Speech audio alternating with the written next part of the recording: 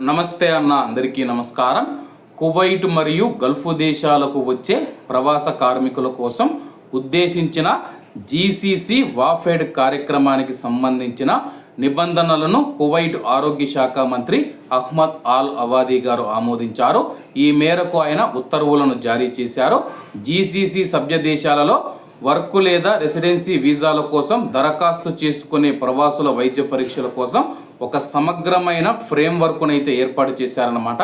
మనం ఏదైనా work visa కోసం కానీ లేకపోతే రెసిడెన్సీ వీసా కోసం దరఖాస్తు చేసుకుంటే అంతకు ముందే మనము జీసీసీ దేశాలకు సంబంధించిన వాఫెడ్ ఫ్రేమ్వర్క్లో మనం చూసుకుంటే మెడికల్ చేయించుకోవాల్సి ఉంటుంది.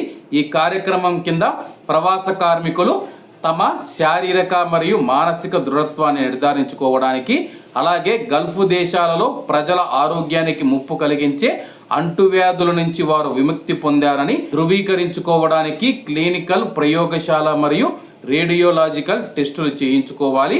ఈ నిబంధనలలో 15 అధ్యాయాలు మరియు 54 ప్రాకరణలు ఉన్నాయి. ఇవి జీసీసీ ఆరోగ్య మండలి, ఆరోగ్య మంత్రిత్వ శాఖలు, గుర్తింపు పొందిన వైద్య సౌకర్యాలు, సాంకేతిక కమిటీలు, ఫిర్యాదుల పరిష్కార విభాగాలు, గోప్యతా నియమాలు మరియు నైతిక ప్రమాణాలను వివరించారు. ఇక సబ్ రూల్స్ కార్మికులను పంపించే దేశాలలో వాఫెడ్ కార్యక్రమాన్ని పర్యవేక్షించడం, విస్తరించడంలో సహకార మండలి దేశాల ఆరోగ్య మండలి బాధ్యతలు కూడా నిర్వచిస్తాయి.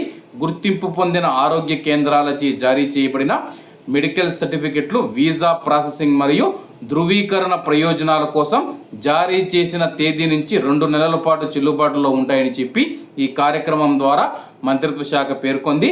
వ్యక్తిగత సభ్య దేశాలచే మినహాయింపు పొందిన వయసు వర్గాలను మినహాయించి పని లేదా నివాసం కోసం కువైట్ మరియు గల్ఫ్ దేశాలకు ప్రవేశించే ప్రవాసులందరికీ ఈ కొత్త నిబంధనలు వర్తిస్తాయి.